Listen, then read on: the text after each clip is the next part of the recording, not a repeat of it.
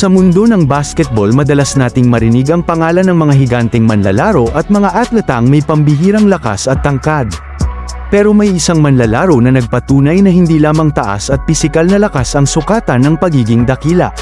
Siya si Manu Ginobili, isang atleta na mula sa Argentina na nag-iwan ng hindi matatawarang marka sa kasaysayan ng basketball. Ipinanganak noong ika-28 ng Hulyo taong 1977 sa Bahia Blanca, Argentina. Lumaki si Manu sa pamilyang mahilig sa basketball.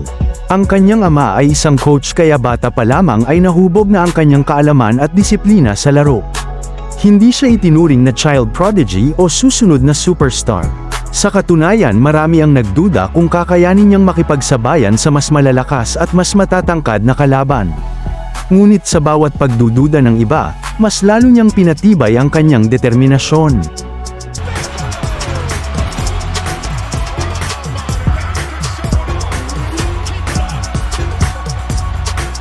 Bago makarating sa NBA, naglaro muna siya sa Europa kung saan lalo niyang nahasa ang kanyang talento. Noong 2001, naging kampyon siya sa EuroLeague, patunay na kaya niyang makipagsabayan sa pinakamahuhusay na manlalaro sa labas ng Amerika. Noong 2002, tuluyan siyang naglaro para sa San Antonio Spurs, at dito nagsimula ang isang makasaysayang karera. Kasama ang Spurs, nanalo si Ginobili ng 4 na NBA championship noong 2003, 2005, 2007, at 2014. Siya ay naging NBA All-Star noong 2005 at 2011, at kinilala bilang NBA Sixth Man of the Year noong 2008. Ngunit higit pa sa mga parangal, ang kanyang estilo ng paglalaro ang tunay na nagbigay sa kanya ng pagkakakilanlan. Ang kanyang Eurostep na naging isa sa pinakamahirap depensahan sa liga at ginaya ng maraming bituin sa NBA. Ngunit hindi lamang sa NBA siya nagningning. Noong 2004 Athens Olympics, pinamunuan niya ang Argentina sa makasaysayang pagkapanalo ng gintong medalya laban sa powerhouse team ng Estados Unidos. Isang panalong nagbago sa pananaw ng mundo sa international basketball. Muli silang nagkamit ng bronze medal noong 2008 Beijing Olympics, pinatunayan na ang kanilang tagumpay ay hindi aksidente kundi bunga ng sipag at pagkakaisa.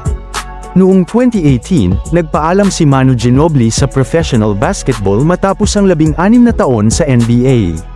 Ngunit noong 2022, siya ay formal na kinilala bilang isa sa mga alamat ng laro nang siya ay maipasok sa Naismith Memorial Basketball Hall of Fame. Isang karangalang nagpapatunay na ang kanyang kontribusyon sa basketball ay mananatiling bahagi ng kasaysayan. Ang kwento ni Manu Ginobili ay kwento ng tapang, sakripisyo, at paniniwala sa sarili. Isang paalala na hindi kailangang maging pinakamalaki upang maging pinakadakila. Sa puso ng isang tunay na kampyon, ang determinasyon ang tunay na lakas. Kung nabigyang inspirasyon ka ng kwentong ito, huwag kalimutang i-like, i-share, at mag-subscribe para sa mas marami pang makabuluhang kwento mula sa mundo ng sports.